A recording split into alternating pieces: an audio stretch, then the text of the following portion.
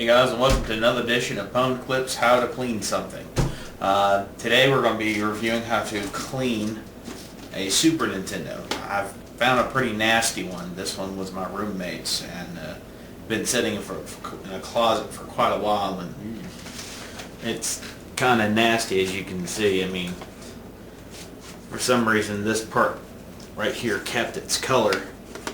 You can see it's kind of like yellow and nasty now. It's kind of grody, so we're going to be going over how to clean the outside and the inside. And you can actually buy replacement connectors for these. So if you have a lot of trouble with your Super Nintendo, that's a last-ditch effort, but it'll pretty much fix it if nothing else works.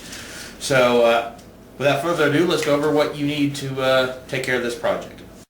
Here's the list of equipment you're going to need for this project. First, you'll need a bottle of isopropyl alcohol, a smaller bottle of a 50-50 mix of water and isopropyl alcohol, some window cleaner, air jet, or canned air for the layman, and actual hardware. You will need a 4.5mm bit security bit. This is used to take apart the Super Nintendo, a Phillips head screwdriver, and a flathead screwdriver, a larger one, a normal sized one. And as always, what's more helpful than anything else is to have a nice clean workspace. I cannot emphasize enough how much this helps. Be sure you have one. Your first step in the cleaning the Super Nintendo is to go ahead and clean the outside of it. Normally they end up pretty nasty to begin with, so we're just going to take our paper towels and spray a little wax cleaner on them and just begin wiping the outside of it.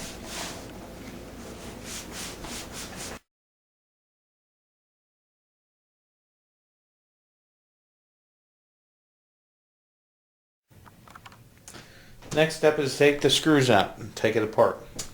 You take screws out there, there, there, there, there, and there with your bit.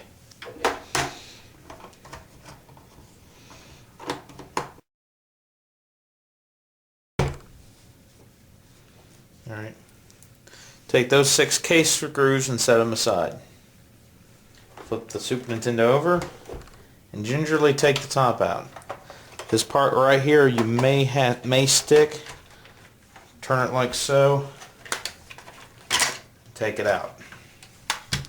And set the top cover aside. Now if you want to, you can take the top cover and get it a little more clean. Now on the inside you may notice, if you look here, let's see if I can get a better shot for you. You may notice some dust right in there. You see that? This is where your air jet's going to come in handy.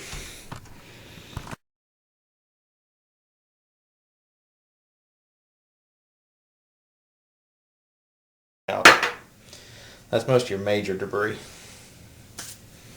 Now, we're going to take it apart a little further. Lift this up and pull. Then take your spring and your ejector and set them aside. Now, right now is a good opportunity to get that eject button clean if you want to do that. So, now take your Phillips head screwdriver. Well, disconnect our cable first. Sorry. Then take the power switch out. What we're going after is this right here. We've got to take a few things out to get to it. Now, these screws are different from your case screws, okay? So set them in a different stack. Set that over here. Set the power switch off to the side. Now, sometimes these switches can go bad too. If they do go bad, you can pretty much go to your standard electronics store and replace it and put it back in this metal casing. Other times, this may be hard to push. Just a little electronical lube or electric lube. GC, General Electronics, sells some really good stuff. Or GC Electronics, sorry. But you spray it in there, it usually makes it switch a little bit easier, but most of the time you won't have to worry about that. Alright, take these plate screws off. There's 1, 2, 3, 4 of them. They're the same screws that's used in the switch. So you can set them in the same pile. Now, before you pull off this control board's got to come out. So gingerly rock this back and forth with your fingers.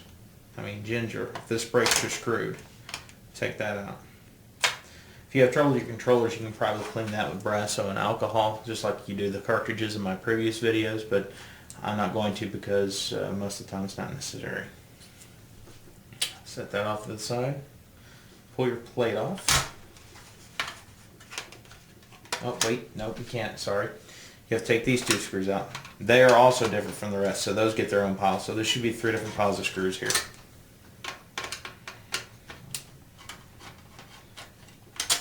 There we go. Now this connector is what you're after. Pop that sucker off. Now if you look here real close, I'm going to zoom this in for you. Get it centered here. Yeah, there it is. See that right there? That's hair and lint over the connector. Like I said, this thing was pretty nasty. So we're going to take some air jet and we're going to spray this out.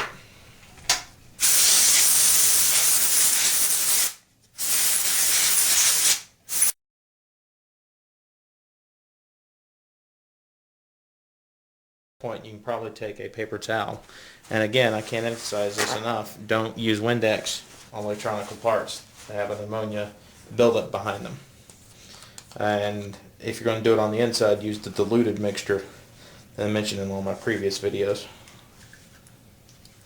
There we go. That should be good enough. And just kind of clean those connectors.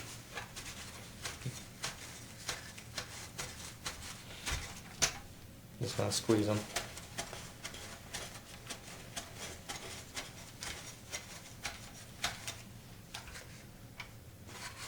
Now, you see. Okay, now that that's done, we're going to concentrate on the connector. Now here's where it's going to get kind of tricky. Okay, what you're going to want to do, this is where your flathead screwdriver comes in handy. You're going to take the old cotton t-shirt you have and the hem of it, that bottom hem, that part right there that's thick, you're going to put that over the screwdriver. Okay? Then you're going to take the alcohol solution and you're going to dip the screwdriver in it so you get a nice wet tip. And with that screwdriver, with the t-shirt over it, take and just kind of push it in, pull it out. See, look at that. That's one push. Let me show you what it looks like. One push, you can see a little bit of corrosion on it already. Now, I can't get in there with Brasso and so forth, but this is probably the next best thing. And also, you can just flat out get a new connector. I'll probably do a third of it, probably about that far. And then probably find a new hem on the t-shirt to abuse and use. See, look at that. That came out of there. Then go to the next part of the hem, dip it and continue.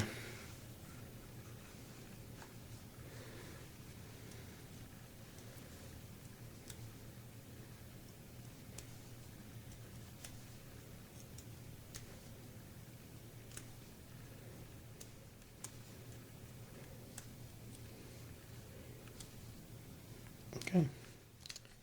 Alright, let's put our Super Nintendo back together.